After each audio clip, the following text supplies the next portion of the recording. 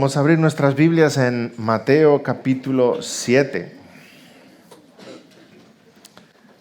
Para seguir nuestra serie sobre el Sermón del Monte, estamos en los compases finales de esta serie. Y en ese sermón el Señor es exhortativo, ¿sí? En este tramo final. Mateo 7, leeremos versículos 21 al 23.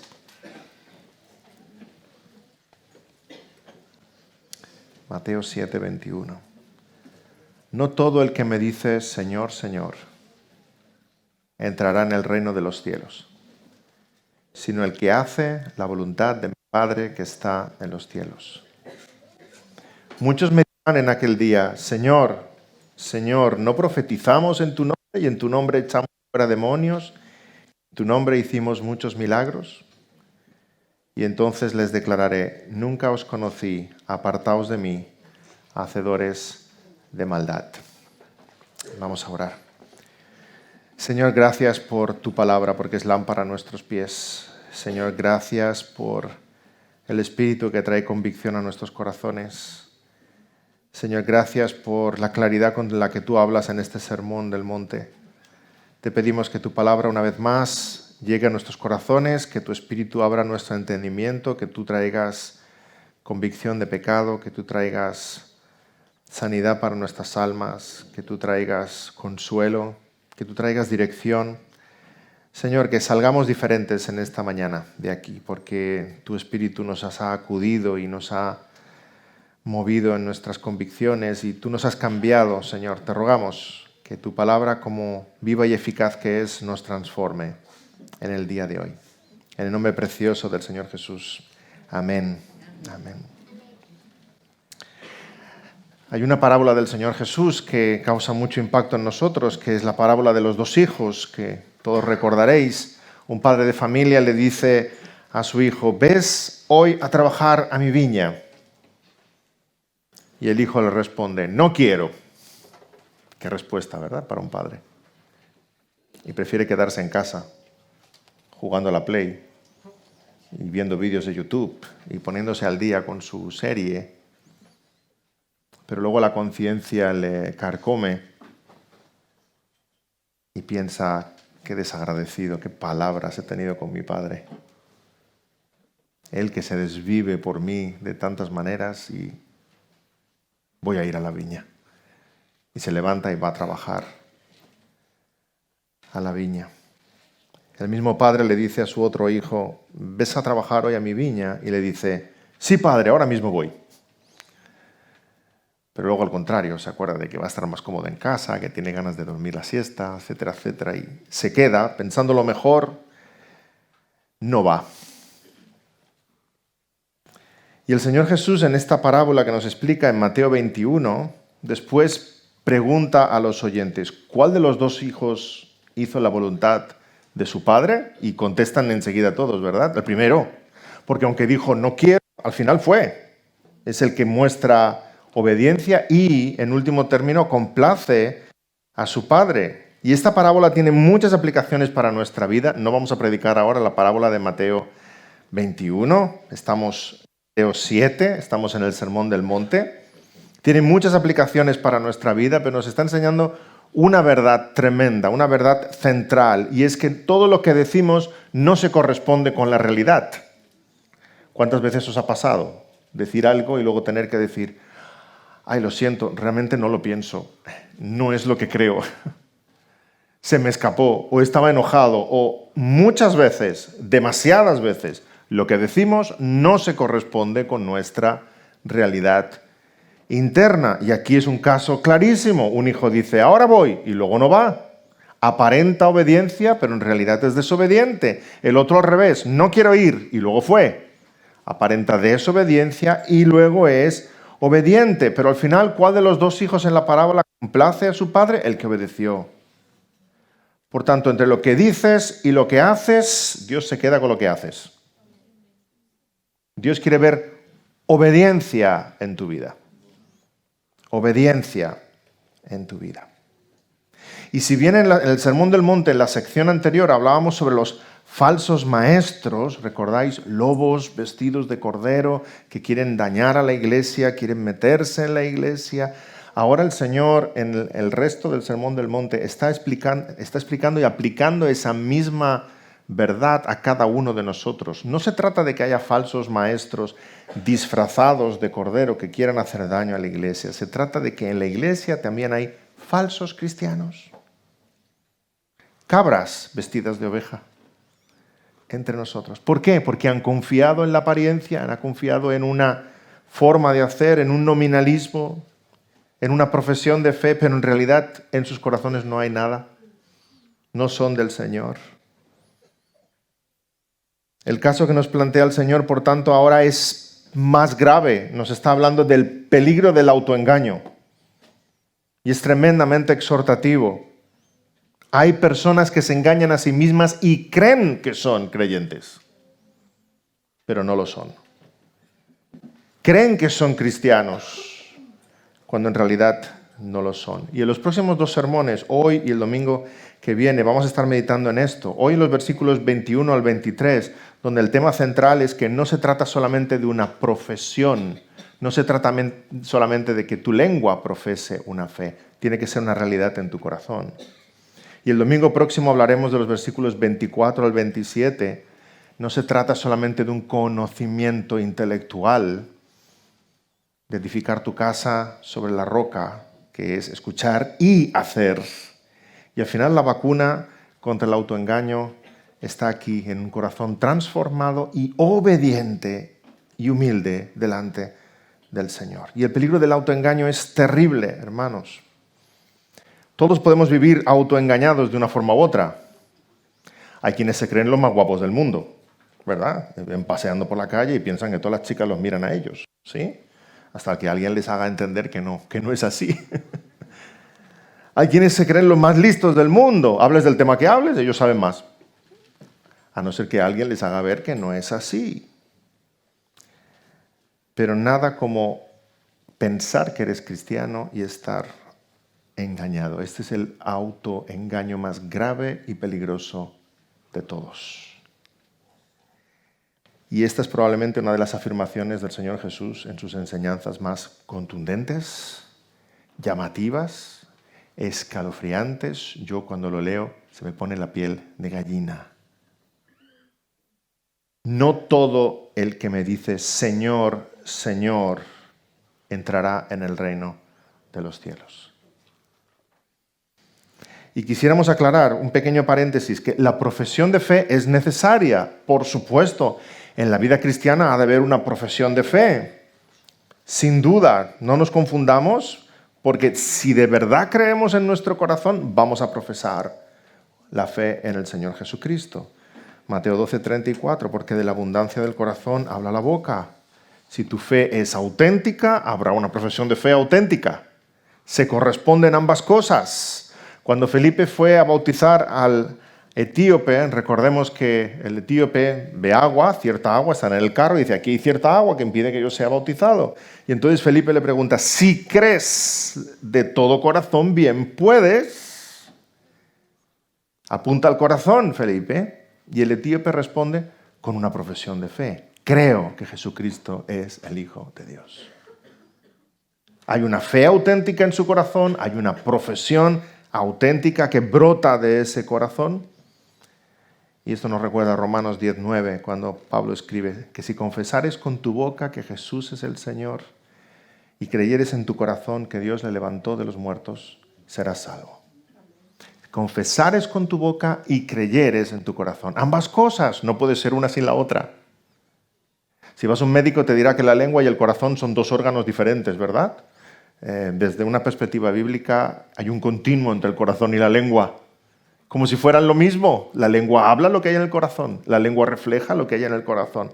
Por tanto, si tu fe es auténtica, tu lengua va a hablar de Cristo, va a profesar a Cristo, va a anunciar a Cristo. Y alguno tal vez estés pensando, claro, porque eso es lo que queremos conseguir en la gente, ¿verdad? Que profese fe. Cuidado. No queremos conseguir en la gente que profese fe, porque uno pudiera hablar de la fe y no haber ninguna realidad en su corazón. No son unas palabras las que quieres conseguir. No agarras al incrédulo y le dices, mira, repite conmigo, porque lo puedes repetir como un lorito o como un niño pequeño, ¿verdad? Y luego girarte y decir, ¿ya? ¿Eso es ser cristiano? ¿Ya tengo el cielo?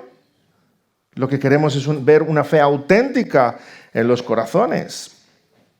Tal vez consigas que la lengua diga algo, pero la pregunta es, ¿qué pasa con el corazón?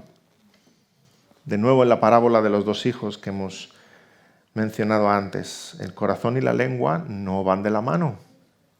El corazón y la lengua no están sintonizados. No basta conseguir con que alguien diga algo. Es necesario un corazón transformado. Dicho de otro modo, hermanos, el verdadero creyente profesa fe en el Señor Jesucristo, pero no todo el que profesa fe en el Señor Jesucristo es un verdadero creyente.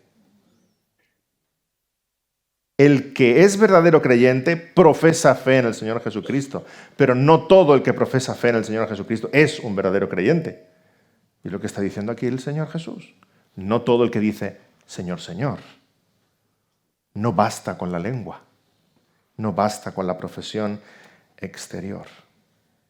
La profesión es necesaria, pero la profesión de fe no es suficiente. No es suficiente. ¿Por qué? Porque incluso los demonios profesan la verdad.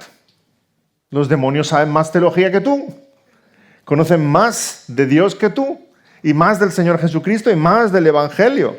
En Marcos capítulo 5 vemos a un endemoniado. El endemoniado gadareno, como se abalanza, corre hacia Jesús. Recordemos, nos pone en contexto, es uno que duerme en los sepulcros, es uno que lo encadenan y rompe las cadenas. Estamos claramente ante un caso de posesión demoníaca y ese demonio corre hacia el Señor Jesús y aquí uno se espera, mientras ves endemoniado corriendo hacia Jesús, dices, ay, si fuera una película pensarías, aquí va a haber una batalla ahora, ¿verdad? En plan Star Wars, entre el bien y el mal.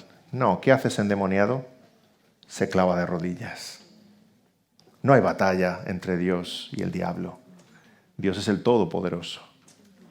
El endemoniado corre a Jesús y se clava de rodillas delante de él. Y le dice, ¿qué tienes conmigo, Jesús, Hijo del Dios Altísimo? Te conjuro por Dios que no me atormentes. No hay batalla, se rinde directamente. Te ruego que no me atormentes, pero nos fijamos en lo que acaba de decir este demonio. Jesús, Hijo del Dios Altísimo. ¿Tú crees que Cristo es el Hijo del Dios Altísimo? Bueno, eso no te salva. Al menos estás alcanzando a decir lo mismo que los demonios. Cuando Pablo y Silas están predicando en Filipos, hay una joven endemoniada que también va delante de ellos diciendo cosas sobre Pablo y Silas, y no los está insultando. La endemoniada dice, estos hombres son siervos del Dios Altísimo, quienes os anuncian el camino de salvación.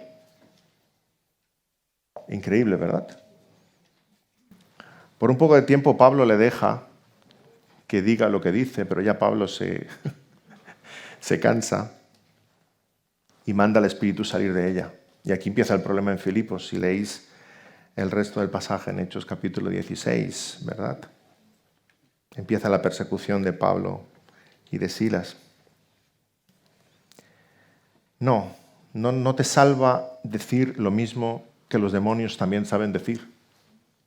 De hecho, incluso los incrédulos van a confesar el nombre del Señor Jesucristo. Recordar que en el día final toda rodilla se doblará y toda lengua confesará que Jesucristo es el Señor.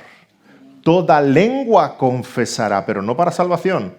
Toda lengua confesará, también la de los no creyentes, los enemigos de la cruz. Toda lengua, los diablos también doblarán sus rodillas y confesarán, Jesucristo es el Señor. Así que no basta, queridos hermanos, este es el punto que el Señor nos quiere llevar. No basta con decir lo correcto, no basta con profesar con la lengua una fe. Los demonios también creen y tiemblan. Entendemos ahora mejor la frase del Señor Jesús cuando dice, no todo el que me dice Señor, Señor, entrará en el reino de los cielos. Y Jesús no solamente dice esta frase en presente, también la vuelve a decir en futuro. El versículo 21 dice, no todo el que dice Señor, Señor, Pero más adelante, en el versículo 22, dice, muchos me dirán en aquel día, Señor, Señor. Nos damos cuenta de lo que está describiendo aquí. No está describiendo un momento de autoengaño, está describiendo una vida entera de autoengaño. De aquellos que mientras han estado aquí en la vida terrenal han dicho, Señor, Señor, porque creían que eran auténticos hijos de Dios, pero en el día final, cuando estén en el juicio delante del Señor, cuando ya hayan cruzado el río de la muerte y estén en la otra orilla y se presenten delante del Señor Jesucristo, también dirán, Señor, Señor. No hay nada más terrible que imaginar esto, que alguien pueda cruzar al otro lado de la muerte y presentarse delante de Dios, aún creyendo que es salvo. Y el Señor le diga, yo no te conozco. Yo no te conozco. Lo usa en presente, lo usa en futuro. Y es una terrible advertencia del Señor para que no caigamos en esa trampa. Ser cristiano no es solamente asentir con la cabeza. Ser cristiano no es solamente decir amén. Ser cristiano no es solamente creer que la Biblia es verdad. Ser cristiano no es solamente decir Jesucristo es el Señor. Ser cristiano no es solamente venir a la iglesia cada domingo. Yo conocí una familia que enviaban a sus 4 hijas a la iglesia porque era bueno para ellas, pero ellos, los padres, se quedaban en casa. Es un buen sitio. Aprenderán valores. Aprenderán a vivir. Hay muchos que creen en las enseñanzas de Jesús. Dicen que son buenas, que aceptan la Biblia, incluso se han bautizado y vienen cada domingo a la iglesia. Muchos que tal vez estén aquí en esta mañana. ¿No sería terrible pensar que muchos de los que estamos presentes ahora aquí escuchando el Evangelio, y estamos aquí cada domingo escuchando el Evangelio, estaremos ardiendo en el infierno por toda la eternidad? ¿No nos parece terrible, hermanos? Y aparentemente no hay nada extraño en esta confesión de fe. Dice el Señor, muchos me dirán, Señor, Señor. Y piensas, ¿y qué hay de malo en ello? Esta confesión de fe es correcta. Señor, Señor. Es correcta llamar a Jesús Señor. Está cargado de buena doctrina, de buena teología. Señor, en el griego, Kurios, es el nombre de nuestro Señor Jesucristo. Es el nombre de Dios el Padre. Sabemos que los hebreos, cuando en la Biblia hebrea se encuentran el tetragramatón, el Jehová, no lo pronuncian, sino que dicen Adonai, mi Señor. Por tanto, llamar a Jesús Señor es reconocer que Él es Dios hecho carne, entre nosotros. Reconocer su divinidad, su poder, su majestad. La expresión Señor, Señor nos está diciendo que el que la pronuncia es alguien que tiene una doctrina correcta. No estamos hablando de los herejes. Estamos hablando de alguien que cree que es cristiano. Además es una profesión de cercanía. No dice Señor una vez, sino 2 veces, Señor, Señor.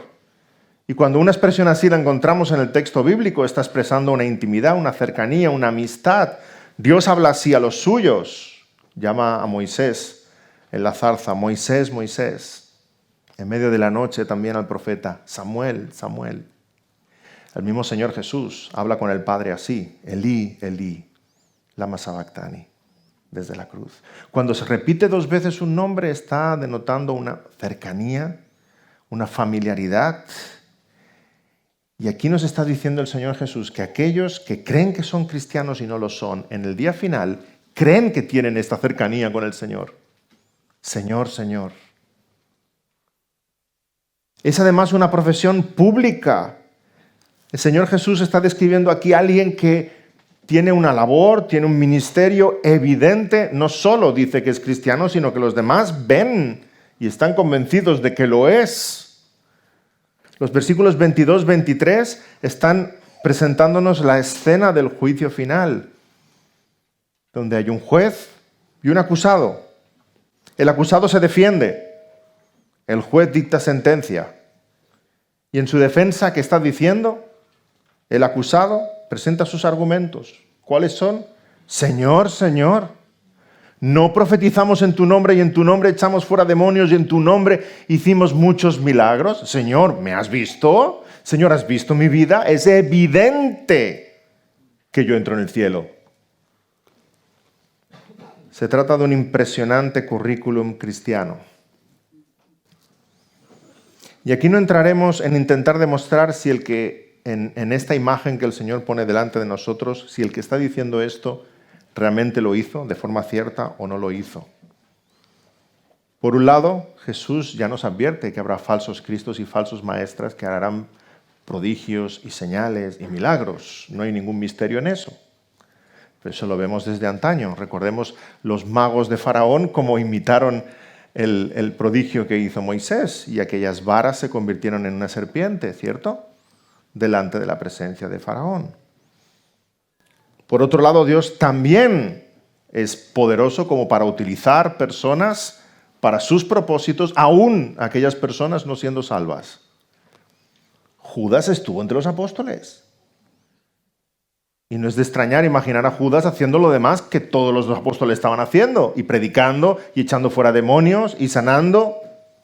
Pero Judas no fue salvo. No, un currículum impresionante no es una garantía de estar en la presencia de Dios por toda la eternidad. Así que no vamos a entrar en debatir este punto, porque la enseñanza de Jesús es clara y es la siguiente, que la clave en tu vida cristiana no es lo que tú haces por Cristo, es lo que Cristo ha hecho en ti. Eso es lo que tienes que mirar.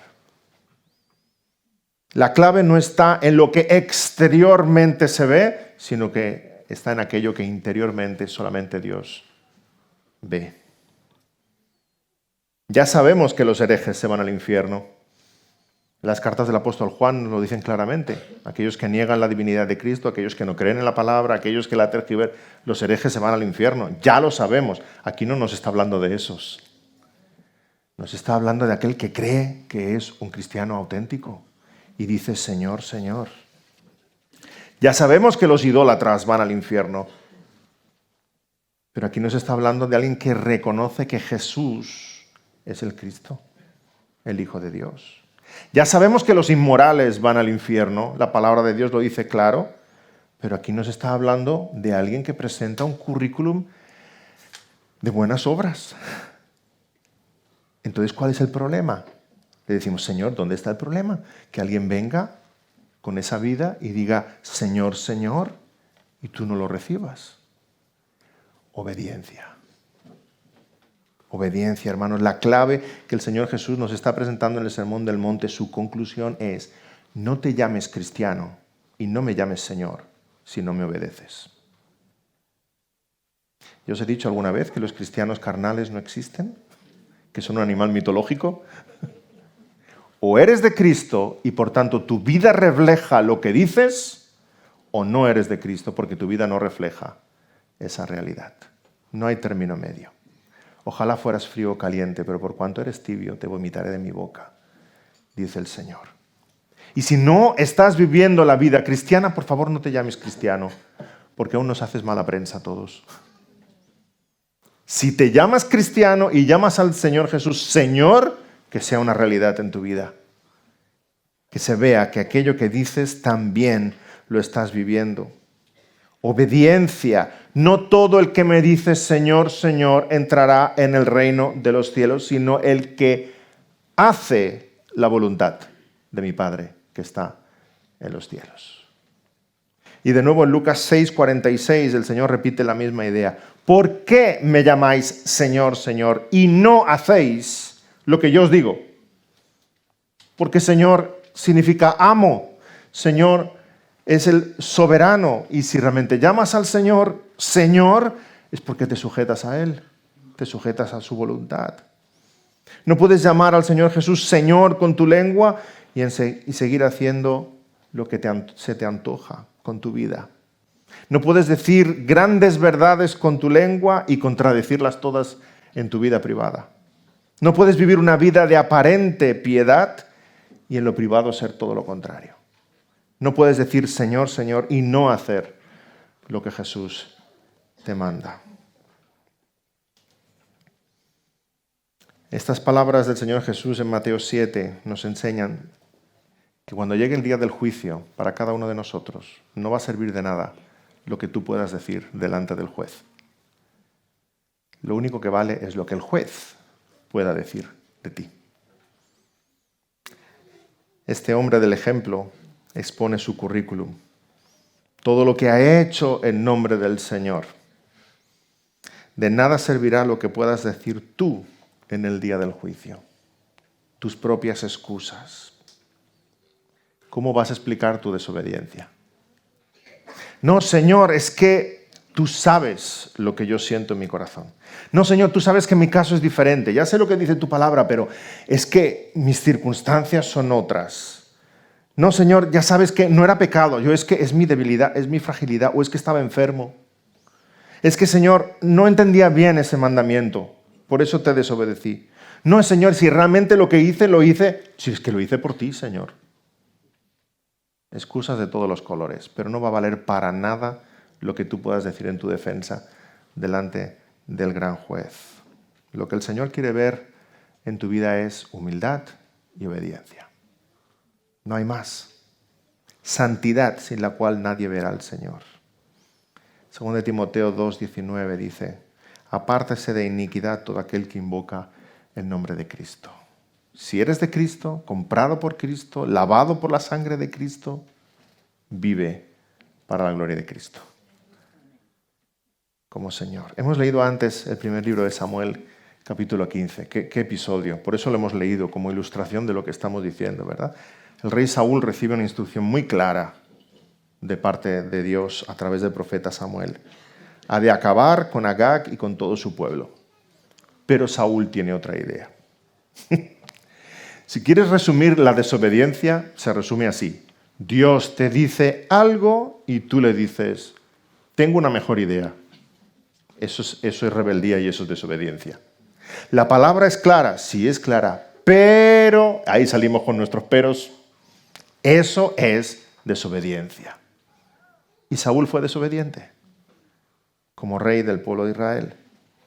Saúl tiene otra idea, perdona la vida a Agag y perdona la vida a una serie de animales que se quedan como botín, ¿sí? Cuando el profeta Samuel le pregunta, ¿pero qué has hecho? Bueno, primero, Saúl tiene la desfachatez cuando llega Samuel de decirle, he cumplido, ¿eh? Los deberes están hechos. Y Samuel le dice, ¿y entonces esos balidos que oigo? ¿Esas ovejas y esas vacas que estoy oyendo? No las veía, entendemos que están como escondiditas. A ver si Samuel no se daba cuenta. ¿Y ese ruido que oigo? No, es que el pueblo, le echa la culpa al pueblo, cuando el rey es él.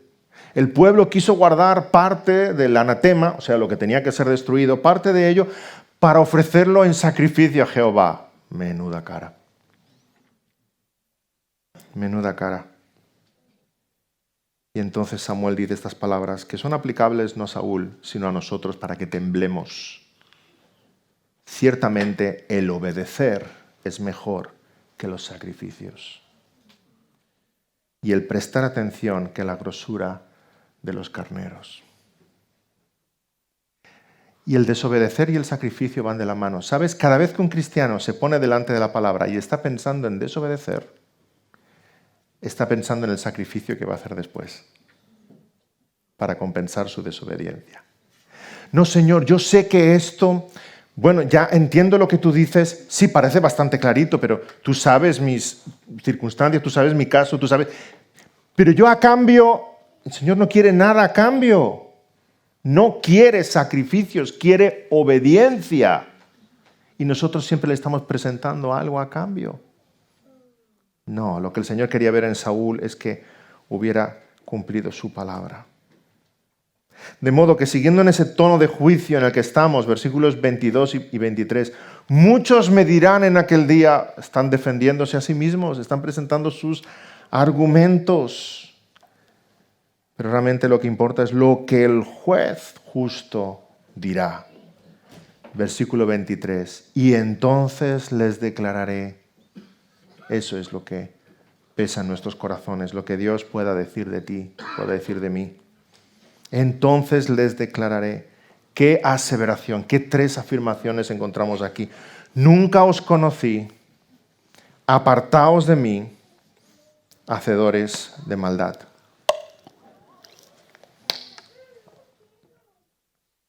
Y vamos a ver brevemente estas tres afirmaciones. En primer lugar, nunca os conocí. Nunca os conocí. Sorprende, ¿verdad? Porque Dios lo conoce todo. Dios conoce a todas las personas. ¿Cómo le va a decir a alguien nunca te conocí? Porque nosotros tenemos un concepto intelectual de lo que es conocer.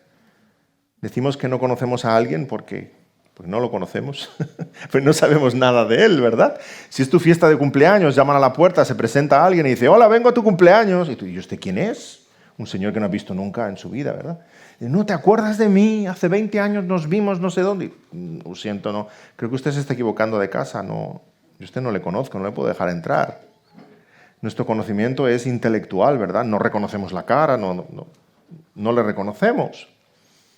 Pero este conocer que Dios está usando aquí es un conocer experiencial, relacional. En el griego es ginosko, pero aquí está evocando sin duda el hebreo yadá. Y el hebreo en el Antiguo Testamento para conocer se refiere a una relación de amor, a una relación de intimidad, a una relación de exclusividad. Dios conoce a los suyos de una forma en que no conoce a los demás. Si eres del Señor, Dios te conoce a ti. Y conocer a lo largo de la Escritura se refiere y expresa esta relación de cercanía de Dios con su pueblo. Nuestra salvación, Gálatas 4:9, la describe como conocer a Dios, o más bien, escribe el apóstol Pablo, siendo conocidos por Él. Siendo conocidos por Él. Segunda de Timoteo 2:19 dice que el fundamento de Dios está firme, teniendo este sello, conoce el Señor a los que son suyos. 1 Corintios 8:3, si alguno ama a Dios, es conocido por Él.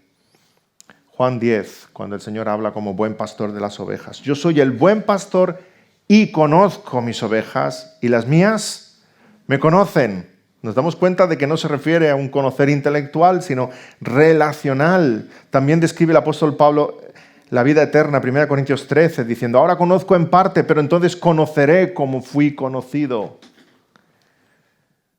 A nosotros los calvinistas nos encanta hablar de la doctrina de predestinación, ¿verdad? Nos llenamos de gozo cuando hablamos de esa doctrina. La salvación empieza en la eternidad cuando Dios escribió nuestros nombres en el libro de la vida y nos predestinó para vida eterna. Pero hermanos, cuando leemos Romanos capítulo 8, vemos que hay algo antes de la predestinación.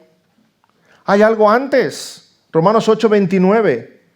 Nos damos cuenta porque dice, porque a los que antes conoció, también los predestinó. Hay algo antes de la predestinación, y es que Dios, antes de crearte, pensara en ti y tuvo un conocimiento único y exclusivo de ti, se acercó a ti, te amó, te miró con sus ojos de misericordia y entonces te predestinó para vida eterna.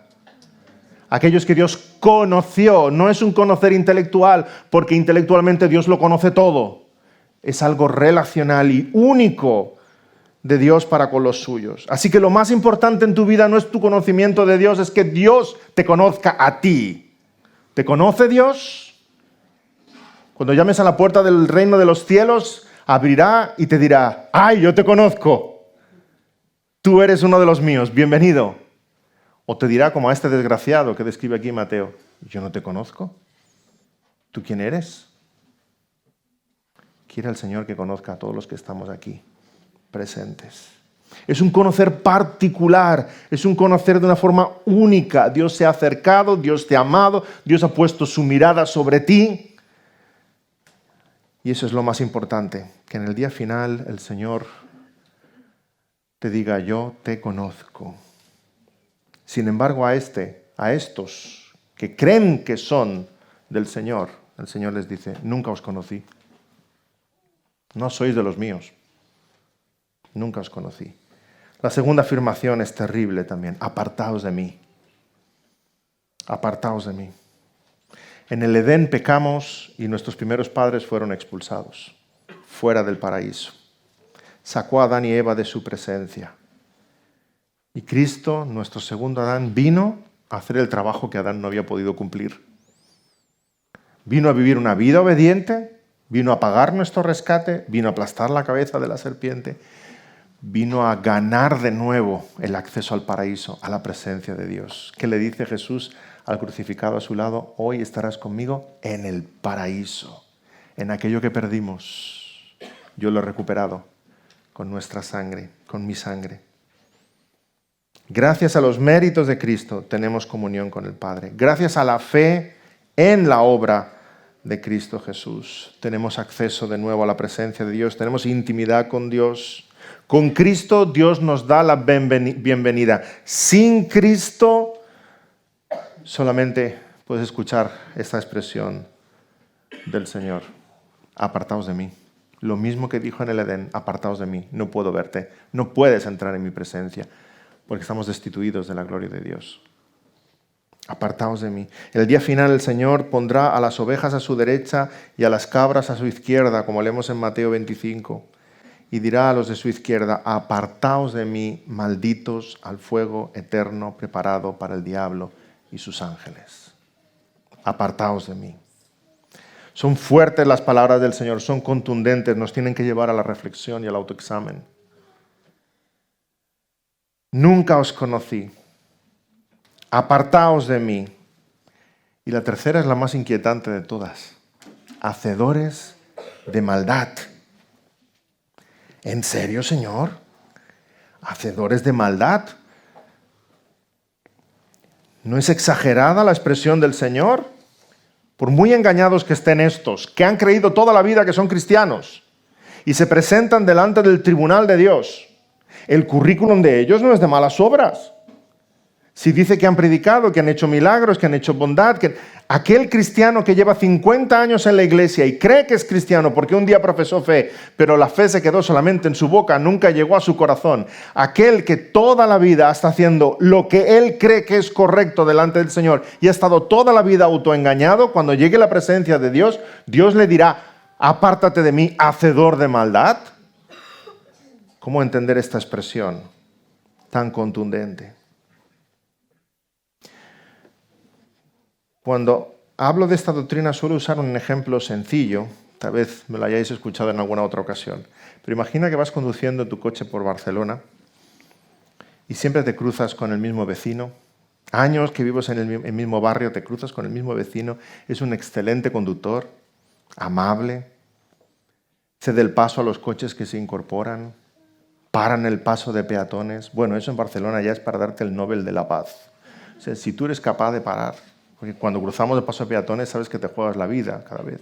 Pues este conductor para en el paso de peatones.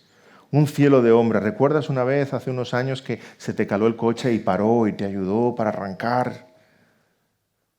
Pues un día vas con tu coche, vuelves a ver a aquel vecino y de golpe cuando para en un semáforo salen 4 coches de patrulla de policía, lo rodean, lo sacan del coche, lo echan sobre el capó y lo enmanillan, le ponen las esposas. Y tú sales de tu coche indignado y dices: ¿cómo puede ser esto? Y te enfadas con los policías. Y dices: ¿con todos los delincuentes que hay en Barcelona tienen que detener a este hombre? Es el mejor conductor que he visto en mi vida. En 20 años no se ha saltado un semáforo en rojo. En 20 años que le conozco no ha atravesado una línea continua. Y tú te estás quejando contra los policías y uno de ellos se gira y te dice: caballero, hace 20 años que perseguimos a este hombre porque hace 20 años que conduce sin carnet. Y entonces tú te das de cuenta de la gravedad del asunto. Exactamente eso es lo que pasa cuando observamos la vida de las personas y vemos sus buenas obras. Tú solo ves palabras, gestos, acciones, pero tú no lo ves todo. Tú no ves su corazón y más aún, tú no ves cómo él está con respecto a la justicia de Dios. Porque aquellos que aparentemente hacen buenas obras son delincuentes espirituales, están destituidos de la gloria de Dios. Realmente Dios, el juez santo, es el que está viendo la realidad de cada uno de nosotros. Así que está describiendo a estos que creen que han vivido una vida impecable y se están presentando como cristianos delante del tribunal de Dios, y Dios los llama hacedores de maldad. Hacedores de maldad. Hermanos, porque las únicas buenas obras que Dios ve como buenas obras son las buenas obras que sus hijos llevan a cabo para la gloria del Padre. Esas son las únicas buenas obras. Lo demás no son buenas obras. son maldad, porque están destituidos de la gloria de Dios. Así sucede con aquellos que no conocen a Dios, o mejor dicho, aquellos a los que Dios no conoce. A nuestros ojos parece que hacen el bien, pero desde que nacieron están sin carnet delante de los ojos de Dios. Por cuanto todos pecaron y están destituidos de la gloria de Dios. Así que no hay buenas obras ante Dios, salvo las obras que sus hijos hacen para Él. Así que no se trata de tus logros, se trata de obedecer de corazón. No se trata de tu currículum, no se trata de tus palabras bonitas, no se trata de tus buenas obras, no se trata de una aparente piedad, se trata de la realidad del Evangelio en tu alma. No se trata de grandes hazañas espirituales, grandes sacrificios, sino de un carácter transformado por el poder del Espíritu. No se trata de lo público, se trata de lo privado, de vivir coram Deo, bajo la mirada de Dios. No se trata de los dones espectaculares del Espíritu, se trata del fruto del Espíritu en nuestros corazones. No se trata de lo que tú puedas hacer por Dios, se trata de lo que Cristo ya ha hecho por ti. Por tanto, no confíes en tus méritos. Cuidado con el autoengaño. No confíes en tu tradición evangélica. Hombre, ¿cómo no me va a dejar Dios entrar en el cielo? Si soy hijo de creyentes, nieto de creyentes. Mi tío era diácono, mi abuelo pastor.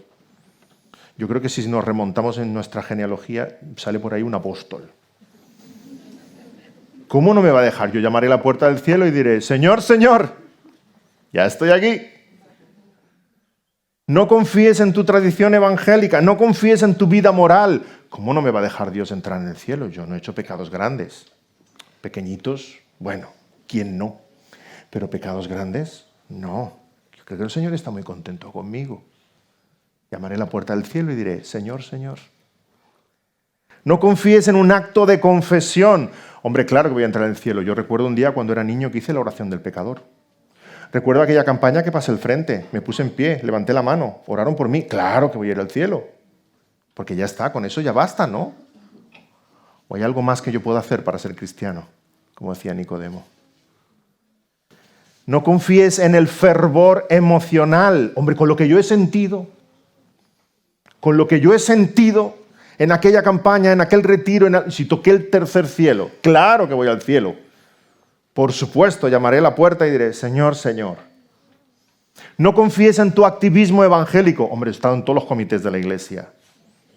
O sea, llevo 40 años de creyente, no he faltado a un culto, soy miembro de la IEG. ¿Cómo no me va a dejar entrar Dios en el reino de los cielos? Confía, querido hermano, querido amigo, solamente en la sangre del Señor Jesucristo. Porque dice el Señor que muchos le dirán, esto no es un caso de 1 o 2, ¿eh? Muchos le dirán, Señor, Señor. Y a muchos el Señor les dirá, yo no os conozco. Yo no os conozco. Y te aseguro que tú no quieres estar entre esos muchos. No quieres estar entre esos muchos. Huye del autoengaño de una fe aparente. Dios no se conforma con tus palabras. Dios quiere un corazón obediente. No es que digas Señor, Señor. Es que vivas teniéndole a Él por Señor. Para agradarle a Él. Dios quiere un corazón obediente, auténtico, sincero. Si en verdad eres del Señor, si en verdad crees que el Señor Jesucristo es el Hijo de Dios, si en verdad crees que Jesús de Nazaret es el unigénito del Padre, si en verdad crees que vino a la tierra para morir por tus pecados, porque te sientes pecador, sabes que eres pecador, si en verdad crees que derramó su sangre para lavarte de tus culpas, para darte vida nueva, si en verdad crees que resucitó al tercer día para justificarte, si en verdad crees que Él vino y vendrá a llevarte de nuevo con Él, para que donde Él esté, tú estés en la mansión celestial. Si en verdad has sido comprado por Él, redimido por Él, lavado por Él, adoptado por Él, es tu amo, es tu Señor, entonces Él tiene todo el derecho del mundo a gobernar sobre todas las áreas de tu vida sin límite. El Señor es amo y Señor de todo lo que tú haces y todo lo que tú piensas, de todo lo que amas y todo lo que anhelas, de todos tus sueños, emociones, posesiones, metas. Él es amo y Señor de tu vida privada, de tu entretenimiento, de tu tiempo, de tu salud, de tu matrimonio, de tus hijos, de tu casa, de tus finanzas. Es tu amo, tú eres su esclavo. Por tanto, todo en tu vida debiera girar alrededor de qué es lo que el Señor piensa, qué es lo que al Señor le agrada, cómo puedo complacer al Señor, no en seguir tu propia voluntad, si en verdad Él es Señor. Si en verdad Él es Señor. Si no es Señor de tu vida, no te llames cristiano. Una de dos. Si eres sincero cuando a Él le dices, Señor, vive en consecuencia. En los evangelios tenemos un terrible episodio cuando aquellos soldados romanos que crucificaron al Señor Jesús se burlan de Él, lo visten con púrpura y lo insultan y le escupen y les hacen reverencias.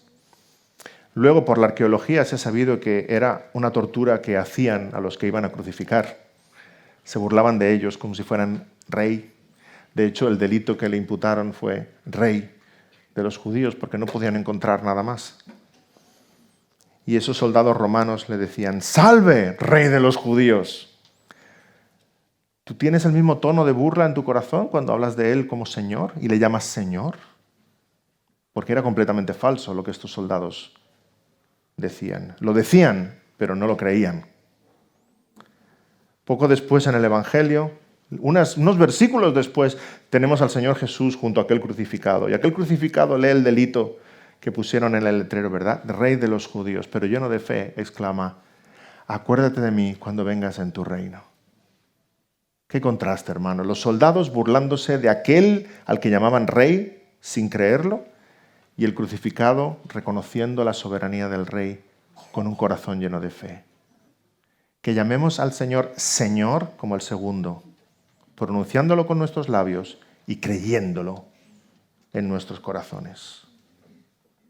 No todo el que me dice Señor, Señor, entrará en el reino de los cielos, sino el que hace la voluntad de mi Padre que está en los cielos. Y encontramos una expresión muy única en estas palabras del Señor Jesús. Es la primera vez que Jesús usa la expresión mi Padre.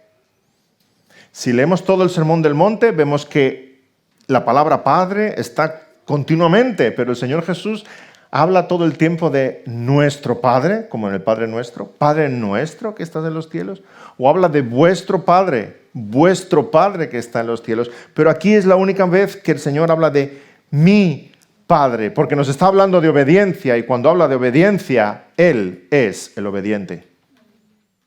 Mi Padre que está en los cielos. Y empezamos el sermón de hoy con esa parábola de los dos hijos. Uno dijo que no iba, pero al final fue. Otro dijo que iría, pero al final no fue. El que fue a trabajar a la viña, al final hizo la voluntad del Padre. Pero los dos nos muestran la gran contradicción que hay entre el corazón y la boca, entre lo que decimos y lo que hacemos. Y uno piensa, el padre de esta parábola merece otro hijo. Un hijo que de verdad diga, yo iré, y en verdad vaya. Y es el que nos está explicando la parábola. Cristo Jesús es el que le dijo al Padre, Señor, yo iré a tu viña. Y en verdad Cristo Jesús dejó su trono celestial, se hizo carne, vino entre nosotros. Él es el Hijo obediente. Él es el Hijo obediente. El único del cual el Padre, mirándole desde los cielos, dijo, este es mi Hijo amado. En él tengo complacencia. La voz de Dios diciendo, este sí, ahora, este es mi Hijo amado, obediente, que me complace en todo. Y Cristo Jesús, como Hijo amado y obediente, vino a cumplir la misión encomendada por el Padre. Lo increíble es que nosotros, por la obra del Espíritu en nuestros corazones, estamos siendo transformados a su imagen. Así que es característico del cristiano imitar al Hijo obediente. que aquello que pronunciamos con nuestra boca es en efecto lo que se ve en nuestra vida. A imagen de Él somos formados, aquellos que por su sangre hemos sido lavados. Que cuando llegues a la ciudad santa, el Señor Jesús te diga, tú sí, me dices Señor, Señor, y entrarás en el reino de los cielos, porque haces la voluntad de nuestro Padre que está en los cielos. Amén. Oremos. Oh Señor, te rogamos por tu misericordia que perdones nuestra incredulidad, nuestra flaqueza, nuestra inconstancia, nuestra desobediencia. Haznos a través de tu Espíritu y tu palabra más y más como el Señor Jesucristo.